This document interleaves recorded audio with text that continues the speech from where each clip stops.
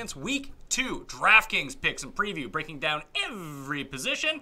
And I want to let you know that if you're watching the video version of this, oh no, there is audio versions as well. You can subscribe to the Pat Mayo Experience on iTunes, Stitcher, Google Play, and Audio Boom. And if you're listening to this as an audio version, go check out the full video version up on the DraftKings YouTube page right now. And for my cheat sheet where I recap all of this in point form, you can go to dkplaybook.com under the Pat Mayo Week 2 cheat sheet and find out all my favorite cash plays and GPP plays. But it's not me who you should be listening to. I have the guests on who know how to make the moolah on DraftKings. That's why I have them on, and that's why they're the best at this. And this is a great one today because I have both of the co-founders of dailyroto.com on, my former colleagues, my friends, if you will. I don't know if they feel that way about me, but I do about them. It's Mike Leone and Drew Dinkmeyer. Guys, what's up?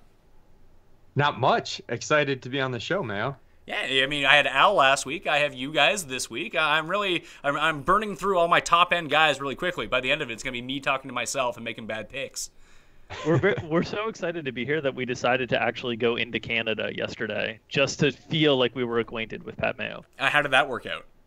We lost a can of mace in the process that my wife carries with her. The Canadian government has now seized that. Well, fortunately in Canada, you don't really need too much mace. I'm not going to lie to you. No, it's prohibited, apparently. Well, the only mace that we need up here, because we're like 20 years behind your pop culture, is like Harlem World mace. Nothing in the eyes.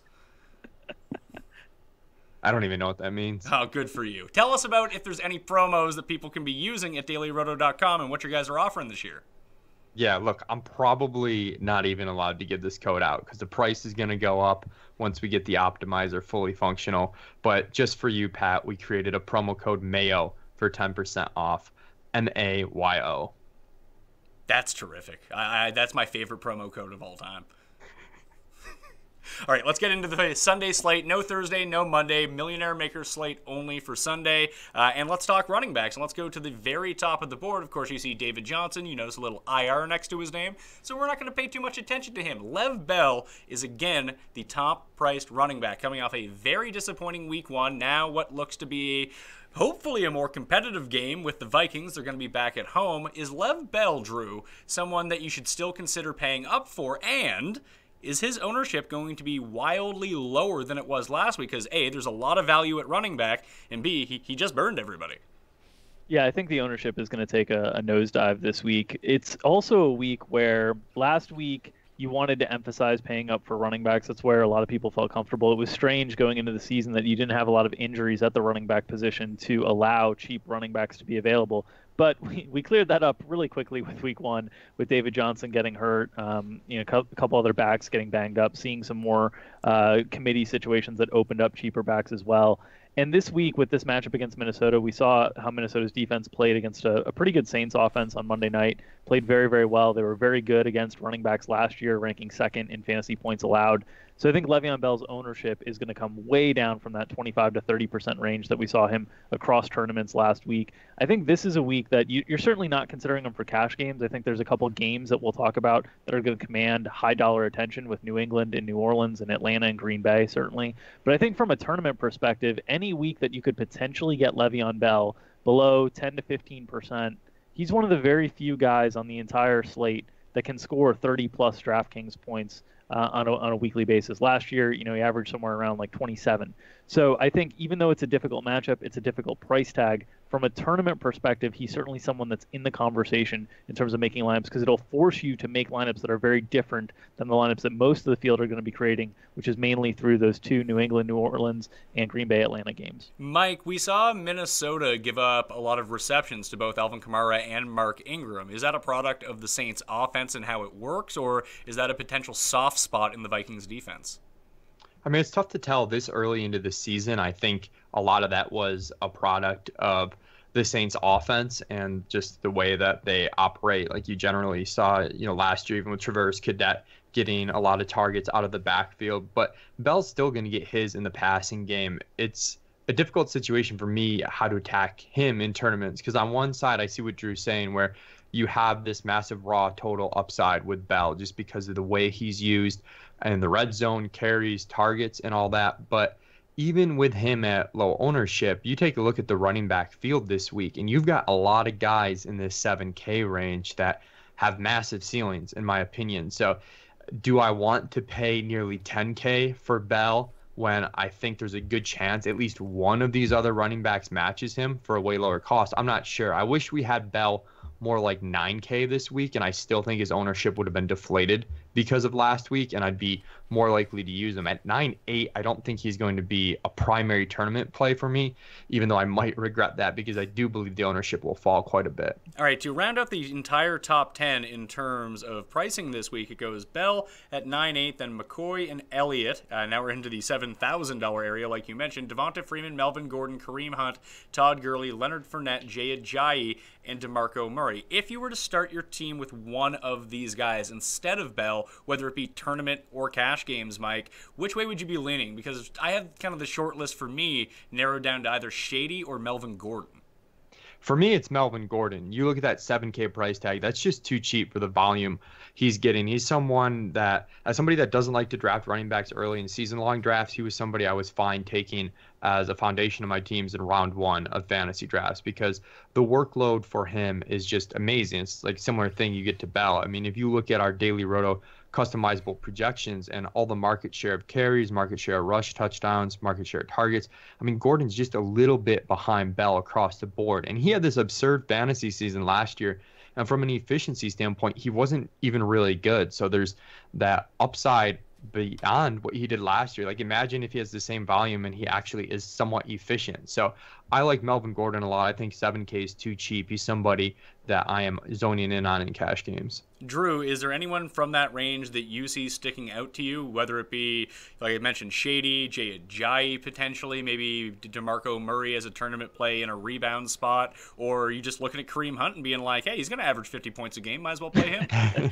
If Kareem Hunt averages 50 points a game, I'm gonna have a hard time this season. I think fading Kareem Hunt in week 2 at this elevated price tag after he did such incredible damage on a national stage against a strong opponent is going to be the better play of whether to play Kareem Hunt or whether to take a lower position on him. I think the two guys that really stand out in that tier, certainly we talked about Melvin Gordon. Just to reiterate with Gordon, he played 76% of snaps week 1. He played 75 last year. He had 81% of carries week 1. He was in that 80% range last year. So any concerns of his volume fading with Brandon Oliver back healthy certainly weren't there week 1. And then I would say Zeke Elliott, that's just a soft price tag. The question around Dallas's passing game is, will they avoid the wide receivers against Denver's really, really good pass defense and just kind of concentrate on the running game and distributing the ball to the running backs like San Diego did in that first game with Melvin Gordon until late in the game when they started to get some receivers free?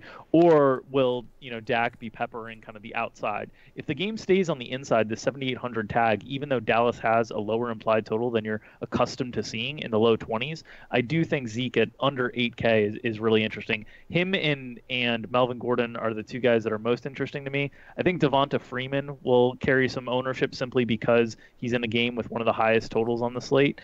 The challenge with Freeman is he keeps sharing enough carries and enough red zone and enough targets with Tevin Coleman that you want to be price sensitive with Freeman. And when he's priced similarly to these other bell cow backs, I tend to take a step back, especially when I expect the ownership, and we'll get our ownership projections up on Friday and then refreshed on Saturday as well. But I feel like the ownership on Freeman is going to be a little bit heftier than Melvin Gordon and Ezekiel Elliott, so I'm more likely to play Melvin Gordon and Ezekiel Elliott in this range. Yeah, even just to speak to that snap count, it was 36 snaps for Freeman against the Bears, and it was 24 for Coleman. So in a game where we probably expect them to run more offensive plays, the very high implied team total against the Packers, and it's what expects to be a weaker defense, although they looked all right against the Seahawks. I'm probably going to be staying away from Freeman. I understand the allure of him, but I just think that Kareem Hunt sucks up just a ton of ownership in this range. Like, it might be a lot lower than people may expect.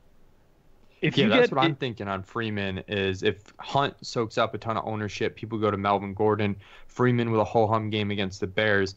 I don't know. It'll be interesting to see where our ownership percentages lie, because he's someone that, even though he splits time with Tevin Coleman, you're still getting targets. You still get a lot of red zone work for him. So he's one of those rare backs that can make it work and still has this high upside fantasy ceiling, despite the fact that he's splitting carries. So it's going to come down to the projected ownership for me. If he's projected around 10% or so, I'm definitely buying. You get him up over 15%, then yes, I'll look elsewhere. Do you worry about Mike Tolbert stealing revenge touchdowns from LaShawn McCoy? So look, this was super tilting because all of Team Daily Roto was watching at my house, Pacheco, Drew, and we all had a lot of shady exposure last week. That one touchdown that got, quote unquote, stolen from him, he hurt his hand on the play when he went down at the one. They had to rush and get Tolbert on the field and get McCoy out of there because he was hurt. So it wasn't a traditional vulture. I will say earlier in the game, Tolbert came in as, a planned package by the goal line and had a horrific negative 5-yard run. So some concern there, but I wouldn't be overly concerned by that one Tolbert touchdown because it was a fluky circumstance. The next 10 running backs in terms of pricing starting at $6,000. Marshawn Lynch is the 11th highest priced running back once we exclude David Johnson from the conversation. Then it goes Delvin Cook at $59, Jordan Howard, Ty Montgomery, Mike Gillislee, Christian McCaffrey, Derrick Henry, Tevin Coleman, Darren McFadden, and Terrence West. Now, there's only really 2 running backs in this little range that I really like. One might be the most popular running back on the slate in Ty Montgomery. You talk about volume. The guy doesn't leave the field unless he's temporarily banged up, which happened on the weekend. But he played 74 of a potential 80 snaps, and I would expect the Packers to get back up to around 80 offensive plays again against, a much weaker offense in the Falcons than the Seahawks. So I love Ty Montgomery for the price. Even if he becomes the chalk in GPPs, I still think he allows you to have so much flexibility in your lineup that you kind of have to have him. But I really like Marshawn Lynch too. And if a lot of people are going to Hunt and a lot of people are going to Montgomery, a 14-point favorite at home, Lynch looked great last week. Just watching him churn out these tough yards, it was really nice to see, and I just think he's going to run all over the Jets. It's a nice way for them to get him involved, get him some touchdowns, make it look like it was a great signing for them. I just think they're going to use Marshawn Lynch a lot this week. Drew, is there anyone else in this range that you like, or potentially you hate Lynch? I don't know. I'm a little bit lower on Lynch, or I should say I'm a little bit more concerned about Lynch, and I'm interested to see how the public approaches Lynch this week because he looked great. You were right. And he had that highlight reel play of, barreling over a 300-pound defensive tackle in the hole and moving the chains. And he was very effective in his first game, averaging 4.2 yards per carry against a decent Tennessee run defense. The Jets obviously are going to give up lots of volume. We saw that with Shady McCoy last week. That was one of the reasons we were so excited about Shady McCoy, was the fact that we didn't see a lot of competition for carries. And we know when teams play the Jets, they usually get to run more plays than usual because the Jets offense has a hard time sustaining drives. So I think those are the things that work in Marshawn Lynch's favor, along with a high implied team total and playing from ahead. You should get a lot of carries to potentially salt the clock. So I think volume will be there for Marshawn Lynch, but I think there are a few things that are small concerns on a full PPR site like DraftKings. One, he only played 32 of the 66 snaps last week. Now, he did get 18 carries in those 32 snaps, so he was used extremely well, but he wasn't super involved in the passing game, just 2 targets. And the question is, if those targets aren't there, then he's very touchdown dependent. In terms of the ceiling, you're going to need multiple touchdowns. And I think it's very likely he does score a touchdown. I think he's probably a very strong cash game play because I think the likelihood of him, rushing for 80 to 120 yards and a touchdown is very high. But I think the upside might be limited unless he's getting 2 or 3 touchdowns because he's not super active in the passing game. Mike, is Ty Montgomery going to be the highest owned running back? I think so. I was hoping coming into the week that he wouldn't be, but it seems like everybody is all over Ty Montgomery. And one of the big reasons why people are on him is you saw what the Chicago running backs did against Atlanta last week in terms of the work in the passing game, particularly Tariq Cohen ripped them up. And you look at the data from last year as well, and Atlanta funneled targets to the running back position. They gave up the most targets per game to running backs. They gave up the most receiving yards per game to the running back position. It was 9.1 targets per game. The league average was 6.7. That's pretty substantial. And when you factor in that Green Bay is going to target Montgomery out of the backfield more than the average team targets their RB1 out of the backfield to begin with, it's tough to fade him. It's a really high total game. It's a really great price. It's the best way to get access to the Packers. He's going to get the rush attempts when they do run the ball in the red zone. it just all adds up for Ty Montgomery. He checks pretty much every single box this week, and the price tag is just too low. Is there anyone else in this range that you would consider for giant tournaments, like Mike Gillislee with the Patriots being a favorite? Normally, I feel like that would play into what he does well. They get up, they run the ball with Gillislee. You know he's getting all the goal line touches. I just think that the Saints are going to be able to keep up enough offensively with the Patriots that you're going to see a lot of James White in the game. We'll get to him a little bit later on, so I'm really hesitant about Gillislee. The one that I find kind of intriguing, I just don't love the pace of play for the game, is Jordan Howard, because no one's going to want to use him. Everyone wants to use Cohen, but it's not like Jordan Howard disappeared on the weekend. He scored a touchdown. He had 15 carries. He had 3 catches. Yes, the moment that you remember is him dropping the game-winning touchdown. Sorry, Drew. But it just seems like no one's going to own him, and he still has upside here. He does, but the guy I'm actually looking at in this 5K-ish range is Christian McCaffrey at 5,600.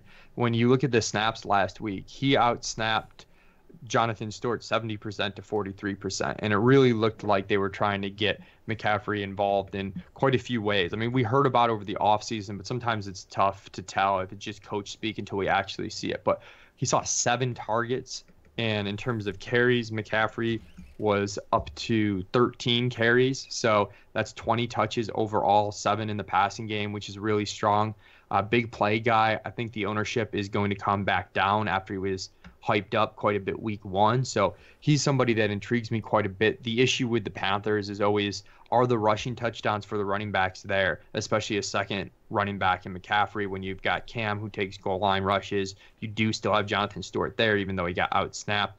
That's the biggest question. But if he's going to touch the ball 20 times and get 5+ targets with his big play upside, I still think he's usable in tournaments.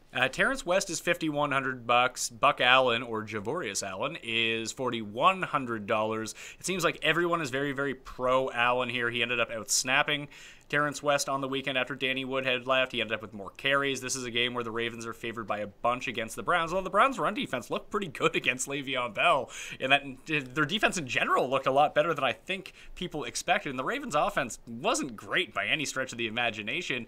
Are people going to talk themselves into Buck Allen and cash and end up disappointed, or is he just a solid play? Get him in. I think it's a difficult situation to assess, because when you think of Buck Allen's role in the offense, you would think he was there to replace Danny Woodhead, who got hurt on the first drive of the game after having 3 targets in the first 6 plays. But the way he was used in that first week win was not the same way that Danny Woodhead was traditionally used. He had just 1 target. He was primarily used as a grinder alongside Terrence West, as they were really trying to control the game and make sure that Cincinnati didn't have a lot of opportunities to kind of come back in the game. I think the price tag here really helps things out at just $4,100. You don't need a lot from Javorius Allen, and that's the big challenge between him and Terrence West for me. The big difference in price tag is what forces me to gravitate a little bit more exposure towards Javorius Allen. He does have a history of being a very good pass-catching running back, and especially on DraftKings, this PPR, that full PPR bonus, really, really helps funnel offensive value. I think Javorius Allen's going to be a guy that's going to be in my cash game mix and in the conversation there. The question is, ultimately, we've seen Baltimore's running game be spread out over the course of the years. Will they continue to work in that spread out fashion where each of these guys are getting 40 to 50% of the carries?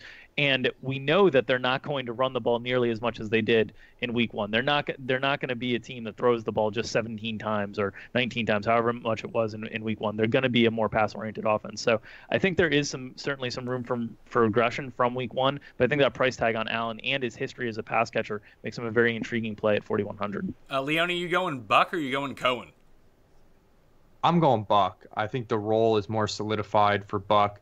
Cohen, I mean, you obviously had that huge game. Some of it was matchup related, as we talked about, with the Atlanta defense funneling targets to the running backs. Now, part of it wasn't. If you saw the game, I know they had a play early where they split him out wide and ran like a deep pass to him. So they were definitely trying to get him involved a lot more than people expected. But even with that said, against, on the road against pretty good Tampa Bay defense, I'd rather go with Buck Allen, where I think you're going to get some more upside in terms of goal line rushes. Like, that's probably going to go to Terrence West on the heavier end of the split, but I still think that the overall split will be more favorable for Allen than it will be for Cohen for the Bears. So give me Buck Allen. All right, the next 10 guys in the pricing, Bilal Powell is $5,000. He's followed by Crowell, that awful Mark Ingram, Carlos Hyde, Kerwin Williams, Adrian Peterson, C.J. Anderson, Rawls, James Conner, and then Alfred Morris and Jonathan Stewart. So I guess the big thing in this range, we have a lot of popular names from last week. People liked Powell, myself included. I actually kind of like him as a GPP play here because he didn't really get involved in that Bills game until late into the second quarter because the game was relatively close and they were able to just try to run Forte as much as possible. I don't think that they're going to have that luxury this time around. They're going to get down early and they're going to have to pass. And when they were in passing situations, it was Bilal Powell who was on the field, and I just think that his ownership is going to be cut like tenfold this time around because he massively disappointed. And Carlos Hyde is a tough one for me too. The receptions were incredibly encouraging last week. 6 receptions for him, basically all the snaps, all the carries. Yes, he's going against Seattle, but for his price tag, is he going to get enough volume, Drew, that it's not going to matter?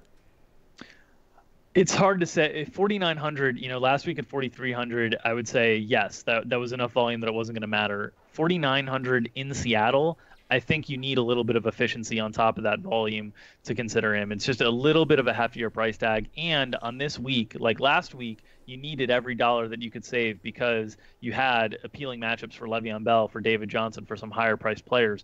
This week, without Le'Veon Bell in an attractive matchup, without David Johnson altogether, it's pushing down some of the spending as a whole. And as a result, you have a little bit more room to spend. And so I think Carlos Hyde is a guy that's going to be off my radar this week. He was a good cash game selection last week simply because of the salary relief he offered. But this week, I don't think you need that much salary relief. I think there's competitive plays in his price range, and I don't see a ton of upside against Seattle in what figures to be a very inefficient offensive performance from San Francisco. 2 touchdowns in Seattle last year.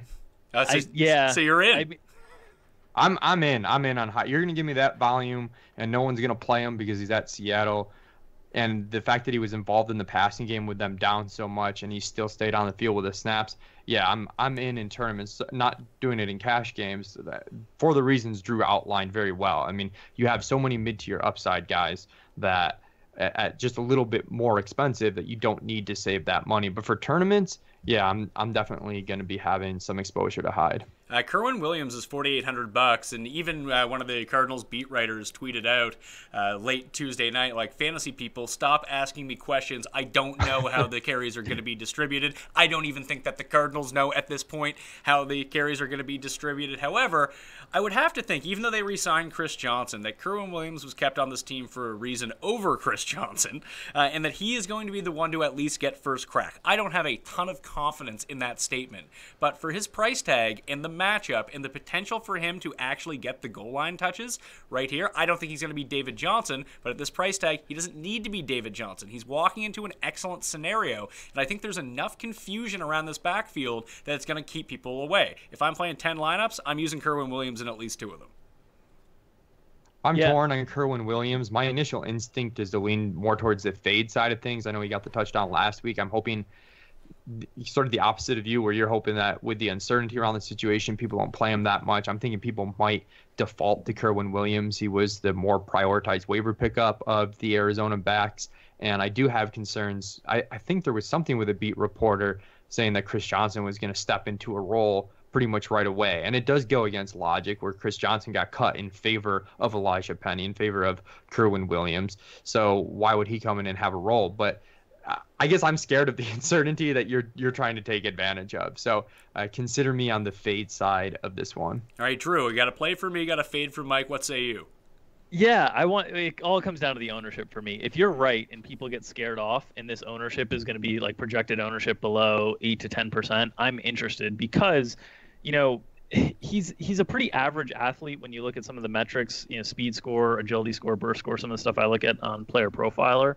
But he was very productive in college, averaged 6.9 yards per carry. He's generally been productive at the pro level, and he has shown an ability to catch passes. Now, there's certainly going to be a split involving Andre Ellington and Chris Johnson, but we saw last week that Colts offense just really, really struggles to generate any semblance of offense or putting drives together, and that is going to leave a lot of potential short fields. So if that ownership is low, I'm in on Kerwin Williams. If it's going to be above 10, 12, 15%, I'm probably going to be out, and I'm just going to take a little bit more certainty uncertainty from other positions elsewhere. But I do think this week is starting to set up because of the ability to spend a little bit higher in the 5 to 6 to 7K range at the running back position.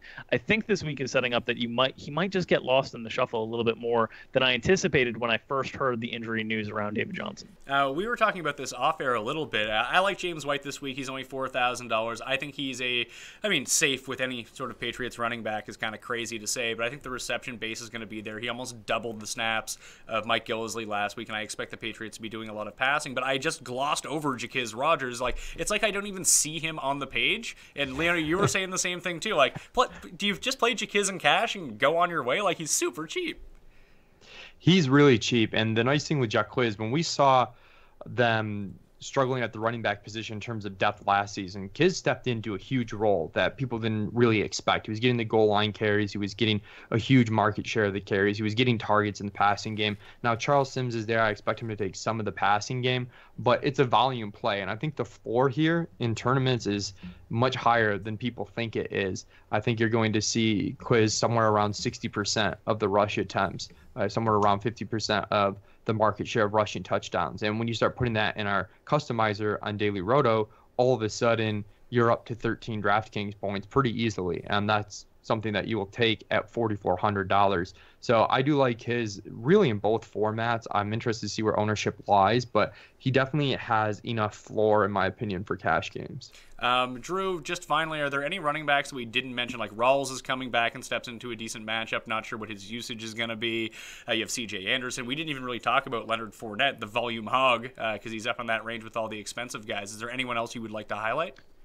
I would just say from a tournament perspective, the Seattle backfield is obviously going to be hands-off in cash games because we still don't know how they're going to allocate carries with Thomas Rawls back. We saw Eddie Lacy really fall down the depth chart last week, but San Francisco is going to be a matchup that should inspire volume and good opportunities around the goal line. So taking advantage of potential low ownership on a player if you're making 20, 50, 100 lineups in some of these large field mass multi-entry tournaments.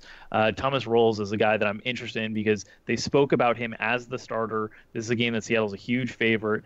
If he could fall into 2 touchdowns at 4,600, and we've seen Seattle be very successful running the ball at home in the past, you have a potential guy that likely I would imagine is going to be under 5%, maybe under 3% ownership. That could be a very interesting tournament play. Yeah, and the Seahawks right now are projected for over 28 points, the third highest of any team right now in week 2. So it is something to look at. There's points going to be scored. We just got to try to decipher where they're going to come from. Let's switch to receivers. Go all the way to the top. Antonio Brown. Doesn't matter who he's playing. Antonio Brown's the man. He comes in at number 1 in terms of pricing. He's $9,400.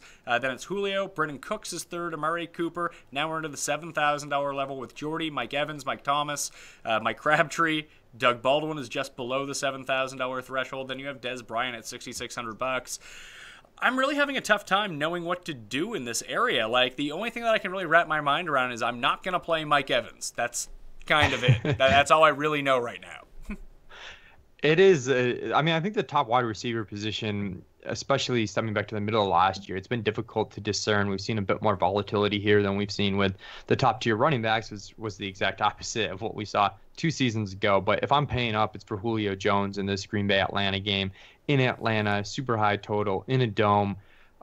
Looking for Julio to bounce back after he had a good game, but just not a phenomenal game. And then you've got Michael Thomas if you want to save some money in the other shootout game, New England, New Orleans. So if I'm paying up at wide receiver, it's going to be for a wide receiver in one of these 2 shootout games between Atlanta, Green Bay, or New Orleans, New England. So do you think that Antonio Brown for the second straight week will just get overlooked a little bit, or are people just 100% sold on him, they're just going to use him? Because you can. If you go cheap at running back, which you can do, you can afford Brown. Right. I don't think he's going to get overlooked after a really good week last week. And really last season, we saw him lower owned than Bell because of how awesome Bell did week in and week out. But if I'm remembering correctly, he wasn't routinely low owned. I mean, he still carried decent ownership. So I don't know. I hate to cop out with uncertainty here, but you get Brown, someone that can go 10 catches, over 100 yards, and 2 touchdowns in any week, but he can also give you 8 for 90, and that's going to leave you under 2x. So I'm on the fade side just because I like other guys more. In tournaments, I think you have to have a taste of him. Whereas last week I was wrong, but I didn't feel like I had to have a taste of all the top receivers just because I thought Bell and DJ were in such good spots. This week with all the mid-tier running backs that I'm using, it seems that to be suboptimal to not at least get a touch of all these guys if you're entering 10-plus lineups. Drew, who from the top end of the receivers do you think is really worth paying up for? Is it Julio, just like Mike? I think both Julio and Antonio are really fine targets if you want to pay up for them. I think this will be a really interesting week to get a gauge on how the market is treating ownership on the whole this year. If Julio Jones is substantially more heavily owned than Antonio Brown, we'll get a good indication that people are weighting, totals, game totals, much, much higher than recent performance. If Antonio Brown is keeping pace with Julio Jones, we'll get a good indication that the market is looking to most recent performance as kind of where they're gravitating to from an ownership perspective. So I will be keyed in on that and trying to see how that plays out during the course of the week. I think Brandon Cooks is a really, really interesting tournament play. It's always hard to pay, really top tier prices for the Patriots wide receivers, but obviously short Julian Edelman. You had the Danny Amendola injury last week. They're just thinner at the wide receiver position than they have been in the past. Cooks could have had a huge game. He ended up having just 3 for 80-ish, but he also drew like 3 pass interferences, 2 of them right around the goal line that led to short Gillislee touchdowns. Going back to New Orleans, a little bit of a revenge game narrative in his favor, and we also saw that New Orleans secondary looked just as weak as it has been the last few years, struggling to keep up with Adam Thielen and Stephon Diggs on Monday Night Football. So I think Cooks is an exceptional tournament play. A little bit harder to justify in cash game just because the volatility historically of the player. And you've got Julio a little bit more expensive, Antonio a little bit more expensive, but Jordy Nelson, one of the most consistent players and producers in all of football, a little bit cheaper. I think Jordy's probably my favorite cash game play from those higher end wide receivers, and I don't mind having Ty Montgomery and Jordy Nelson in the same cash game lineup. I do think Green Bay is going to be able to move the ball against Atlanta. And then from there on below Jordy, I'm out on most of the mid-sevens guys. I don't want to attack Michael Thomas against the New England secondary. I was pretty impressed with New England's corners and how they played. They obviously struggled mightily with the running back position. I thought they played well against the corner. They had one mix-up with Tyreek Hill. Other than that, they held pretty much everybody in check. And Thomas is a guy that's not built like Hill. He's not a guy that's going to be running fly routes down the field. So I'm less on Thomas in this game, especially when I expect ownership will carry because of the high implied total. The guy that I like a little bit lower is Doug Baldwin, who, Seattle ran the fewest amount of plays they'll probably run all season. They were in the 40s. Green Bay just dominated that game from a time of possession perspective. Seattle should dominate time of possession and plays against San Francisco. And even in a game where Seattle didn't have the ball very much, they weren't able to run a ton of targets towards Doug Baldwin. He had just 4. He still had 4 for 63. He's one of the most efficient receivers in football. He's underpriced, in my opinion. He should be priced like a Michael Thomas, like a Mike Evans in terms of his performance. And at 6,700 against San Francisco's corners, I think he's a really, really interesting play as well. Mike, are you kind of on the don't play Evans, he's just not worth it thing? One of the big things that I saw, Levitan tweeted it out earlier, the past 8 receivers that have been priced $7,500 and over against the Bears have underperformed DraftKings points expectations. And it's kind of crazy to think that, but one of those was against Mike Evans. And even when you saw the second half of last year, Mike Evans didn't produce at the same consistent clip as he did throughout the first 8 games. Once they changed their offense a little bit, they went more run heavy. Now there's more options in that offense. I just don't know if he's going to be worth it. He can definitely go out and catch 2 touchdowns, but if that's what you're playing for, that seems kind of crazy.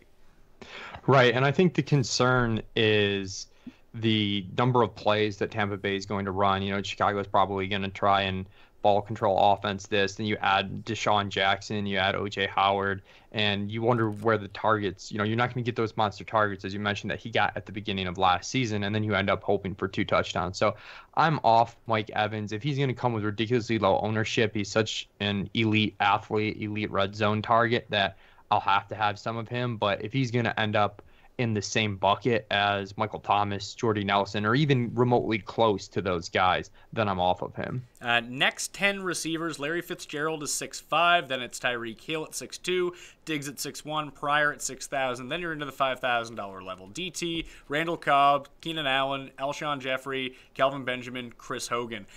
I don't really know what to make out of a lot of these guys. Like, is Diggs actually as legit as he looked Monday night? I mean, he's not playing the Saints defense, so probably not. Is Tyreek Hill that explosive? Is he going to do that every single week? I mean, week one, I would have said no, but he keeps doing it and rubbing it in my face, so maybe I should start believing in Tyreek Hill a little bit. But Larry Fitzgerald's a really interesting one to me. People are going to be off Carson Palmer with how crappy he looked last week, and boy, did he look crappy. And a lot of the production that we expected for Larry Fitzgerald kind of went with it. Now against the Colts in another good spot, I think the recency bias might pound down his ownership a little bit, and we've seen an increase in price to only go hand in hand with that. I think I might turn to Larry Fitzgerald in GPPs, as crazy as that sounds. Yeah, I like it because he's going to go under-owned at a more expensive price tag than the guys you mentioned with Diggs and with Tyreek Hill there for cheaper. He had 13 targets week one. I mean, that's a massive amount of targets. And not only is it an easy matchup against the Colts, but you'd think they would switch their game plan a little bit, particularly in the red zone with David Johnson hurt. Historically, we've seen Fitzgerald just be dominant by, even inside the 5-yard line where teams traditionally run. We've seen him great on fades, great on crossing patterns, like those shallow crosses by the goal line. So I think that makes a lot of sense in tournaments. The one thing I struggle with Arizona in general is a team that seems like their ceiling's capped. I know last year they were consistently as a team producing a similar amount of fantasy points, almost regardless of the game result. But as far as an individual in that offense, it makes sense to pull the trigger on Fitz. Drew, is there anyone in this range you particularly like, or is this kind of like let's skip over this range type of range? No, I think this is a good range. I think your comments on Fitzgerald from a tournament perspective are interesting. It'll be fun to see where ownership projections come in on Fitzgerald, because I do agree with you. I think they'll collapse after last week, specifically not only because of a little bit of a disappointing performance for Fitz when he was highly owned, but the guys around him, Tyreek Hill, Stephon Diggs, and then even if you go lower, you've got Randall Cobb in that high total game. You've got Keenan Allen at just 5,800 in an interesting spot as well against Miami secondary that's really poor. So I think Fitzgerald will go under-owned. I think Tyreek Hill and Stephon Diggs will certainly have some carryover ownership. And you can't really argue that, the matchup for Tyreek Hill is another good one. Philadelphia really struggled on the outside last season with their corners. They tried to make that acquisition of Ronald Darby to try to strengthen things up a little bit. I know he got nicked up in that first game. So it'll be interesting to see. Hill just keeps defying any realistic expectation of what could be regression for a player. When you score touchdowns of 65 plus yards in 5 straight regular season games, it's really hard to figure out where the player's baseline is, but he keeps doing it, and 6,200 is a reasonable price tag. I like Diggs a little bit more. I think he's a little bit more polished wide receiver. I think they are similar in terms of the team scheming to get them touches, and I think Minnesota will have a little bit more of a pass first approach against Pittsburgh. We did see Cleveland able to move the ball decently last week against Pittsburgh's defense. So I think Diggs is a slightly stronger priority play for me than Tyreek Hill. But I think even as you get into these $5,000 ranges, there's some really good plays. And for me, Keenan Allen's one of the strongest plays in that range. Well, when we drop down to the next level, the rest of the $5,000 guys, you have like Devonta Adams. He's right there in that high total game at $5,600. Martavis Bryant, Jarvis Landry, Devontae Parker coming off their first, well, they didn't play last week, so they're going to be super fresh. T.Y. Hilton with who knows at quarterback at this point. Emmanuel Sanders coming off the tough matchup where he wasn't really used. He's someone that you could potentially look back to in this Dallas game. You have Watkins, Amendola, Macklin, John Brown. Thielen is only $5,000. I really like Jarvis Landry at $5,500, and I don't normally like Jarvis Landry, but just watching the way that Monday night game unfolded, where you had Hayward and Verrett basically making the outside a dead zone. How did Benny Fowler end up with 2 touchdowns? Because he was running out of the slot, and basically Bosa and Ingram kept attacking the quarterback, and there was space to move just over the middle of the field on these short routes. That's what Jarvis Landry does. I don't think Jay Cutler's going to have a ton of time to stand in the pocket. I really like the Chargers' defense, but I think that Jarvis Landry can eat in terms of receptions in this game. I'm considering using him in cash. Would that be wise or unwise, Mike? Our projections seem to like Jarvis Landry every single week on DK with PPR scoring. Our first version of our projections up now. We're still tweaking some stuff, but they have him as the fourth best wide receiver value on DraftKings. So I don't think you're crazy to use Jarvis Landry, but for me, honestly, like I have a tough time not pivoting to Randall Cobb at $5,900 or his teammate Devontae Adams at $5,600. I just think that's going to be a fast-paced shootout type game, and I'd much rather have the catch upside to go along with more touchdown upside. I don't think, even though you mentioned the touchdowns for Fowler, I don't think that Landry has that same touchdown equity that Adams and Cobb do. So he's one of those guys that just falls under the radar for me. Like he's acceptable, but he's not someone that I'm ever really caping up to use, and that's the case again this week. I think I can immediately talk you off Jarvis Landry and Cash Pat. Okay, let's do it. So that's the matchup that makes the most sense for the Dolphins to attack, right? With Jarvis Landry. Jay Cutler, how often do you see him attack the matchup that makes the most sense versus throwing into tight coverage repeatedly and trying to let his big wide receivers make plays for him? The only thing that I'll point back to, I think you're pretty right on that, but like I've just seen him use Eddie Royal so much in the past. Like when he doesn't have time to throw, he's okay with checking down to like a speedy slot guy. And I don't think it's going to happen all season. This feels like the right spot for Jarvis Landry. Yeah, I think the matchup is correct. I just don't have, and maybe I'm scorned as a Bears fan with my time with Jay Cutler. I don't trust Cutler to necessarily attack the best matchup on the field. I do think from a tournament perspective, Landry is going to be interesting because he's not considered a guy that has high upside because he doesn't make a lot of plays down the field. But on DraftKings, you can have a high upside when you can run into 10-catch games. And Jarvis Landry certainly has that in his arsenal, and all the preseason hype over Devontae Parker over Jarvis Landry, which I think will come true during the course of the season. I just think this isn't the best matchup to attack it. I think should leave Landry with relatively low ownership. Who in this range are you targeting? I'm a sucker for a lot of the guys in the higher fives. Mike mentioned the Packers wide receivers, but I think Keenan Allen, who had 10 targets last week against Denver's really stout secondary, now he gets Miami secondary, who really doesn't have an elite corner or even like an above average corner to throw at Keenan Allen. I think the Miami run defense is a little bit better than the pass defense. And I think LA, the Chargers will use the short passing game as a way to move the sticks. And I think Melvin Gordon will be involved in that, which is why I still like Melvin Gordon at the running back position. But I like the LA Chargers offense a lot this week against Miami. I know they're rested. I know they're fresh, but I think it's a good matchup for LA to bounce back in their home opener. And I think Keenan Allen is just underpriced at $5,800. If you go lower, I think Adam Thielen, the price tag's just too cheap at $5,000. I think Jeremy Maclin's interesting because people are going to shy away from the Baltimore passing game after they threw just 17 times last week. But Maclin was, the leading targeted receiver last week. He's a little bit cheap. The matchup with Cleveland secondary is very friendly. We saw a similar profile wide receiver in terms of more of a route runner, precise, smaller wide receiver that's kind of got a little jump in their step with Antonio Brown, give them all sorts of fits. Maclin clearly is not as talented as Antonio Brown, but a similar physical profile. I could see Maclin being under-owned at $5,000, and he's pretty interesting to me in tournaments. All right, for the sub-$5,000 area, are there any cash plays that leap out to you right away? Because I kind of want to play Corey Coleman, but I don't love the matchup against Baltimore. And is there anyone, like we had Kendall Wright last week that everyone gravitated towards at $3,200? Didn't really pan out, although he didn't completely disappoint. It just wasn't what we wanted. We wanted like 10 points. We got like 6 or whatever it was. But is there anyone down in the $3,000 range that you can see being a potential boom guy even for cash games? I see a couple guys in the low 4s and the 3,000s. I'm not sure, but like Eric Decker at 4,400, he still got 8 targets last week, so I don't mind him. Cole Beasley against Denver, if they really squish out the outside wide receivers, like Dink said, you could get a lot of targets underneath for him.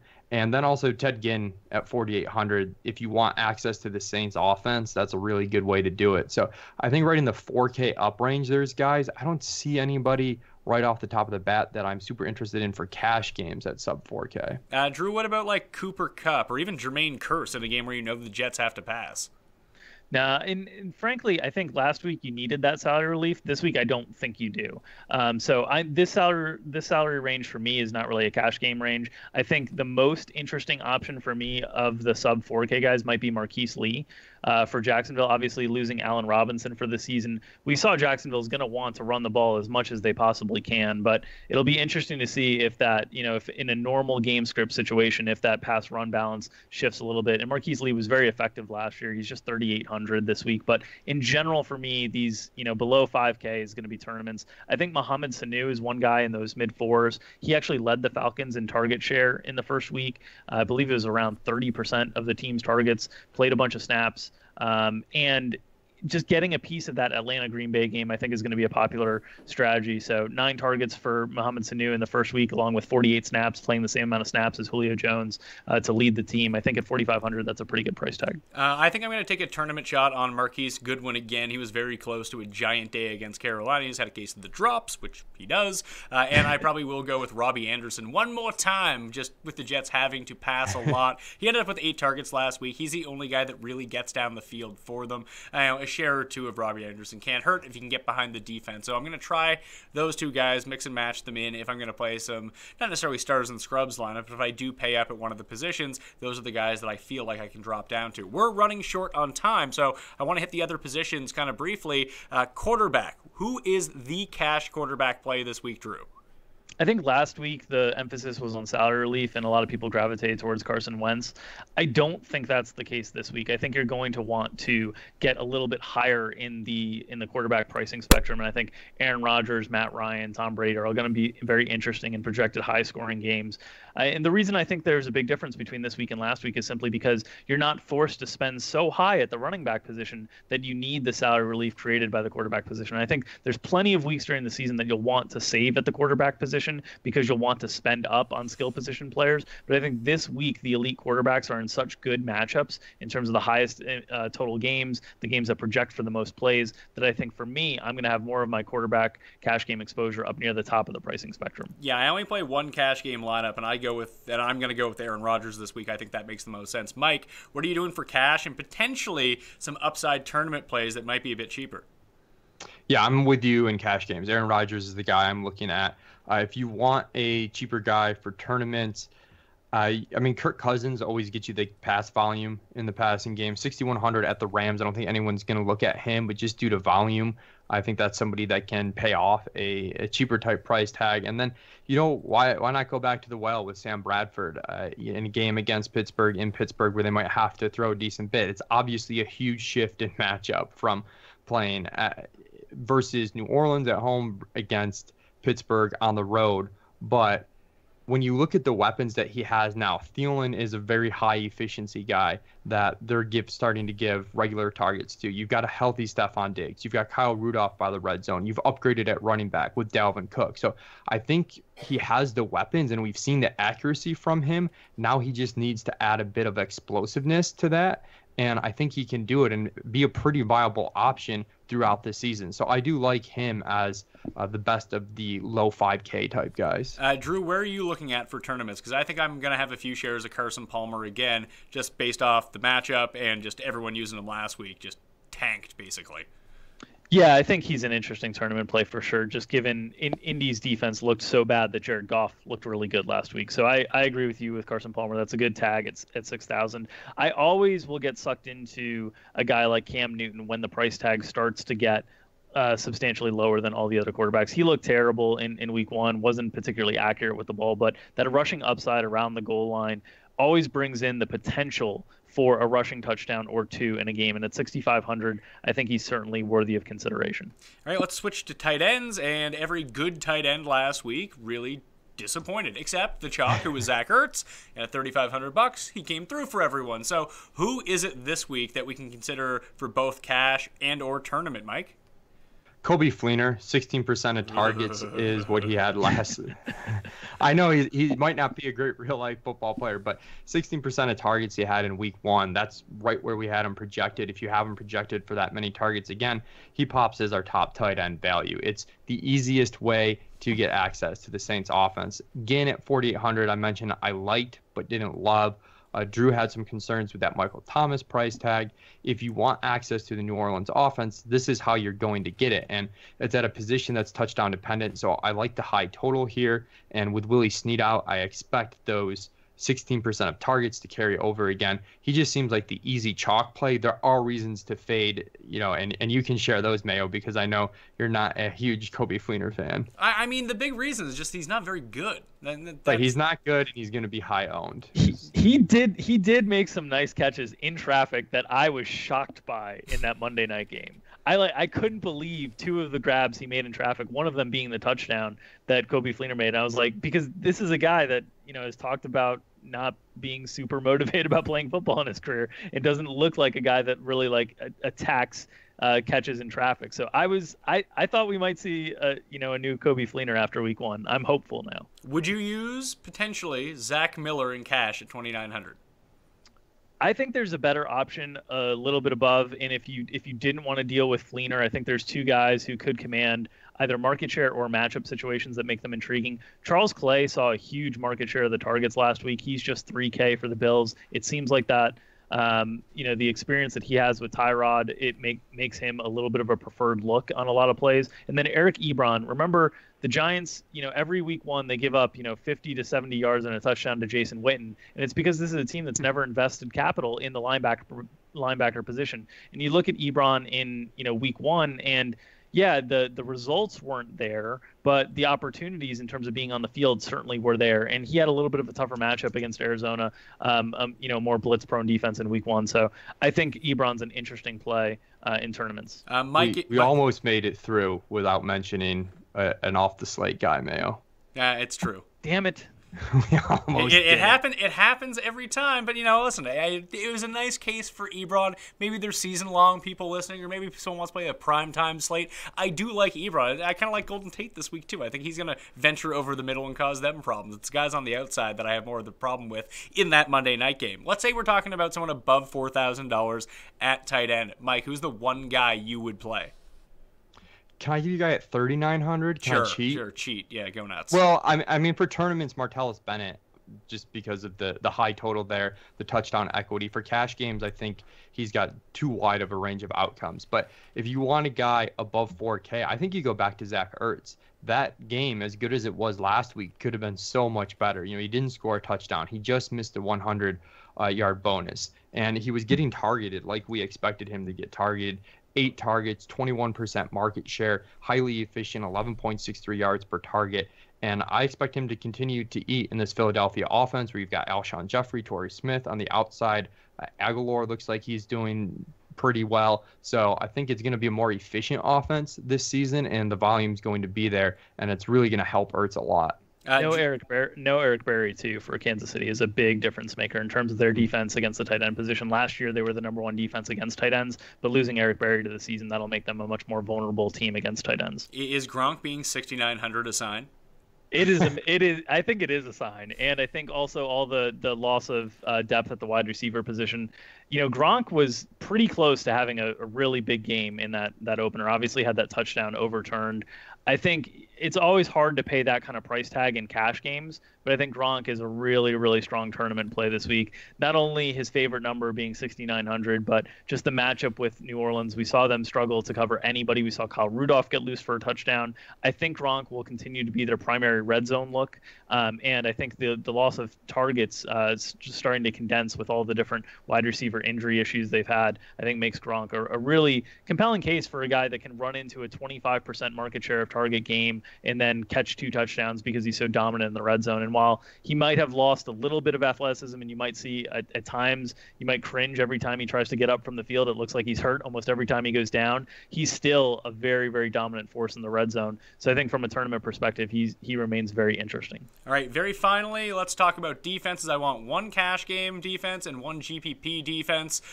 For me, if I'm going to pay up to the very top of defenses, I'm probably going to use the Ravens, but I'm not going to do that. I'm just just going to use the Chargers at $2,800. We've kind of talked about how their defense really sets up well against Miami. Miami, not coming in, they're coming in fresh, but they're not coming in with much real game experience here, especially with Jay Cutler at quarterback. And we saw how many teams struggled week 1 offensively. I just think they generate enough pressure that they're going to force Jay Cutler either into a bunch of sacks or into a bunch of mistakes. And either way, for $2,800, I feel like they're too low. Drew.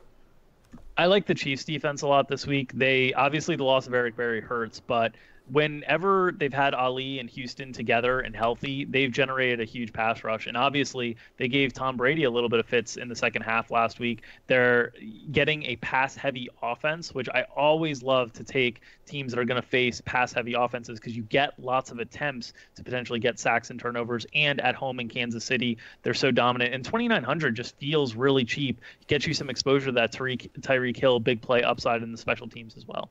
Mike, cash and GPP.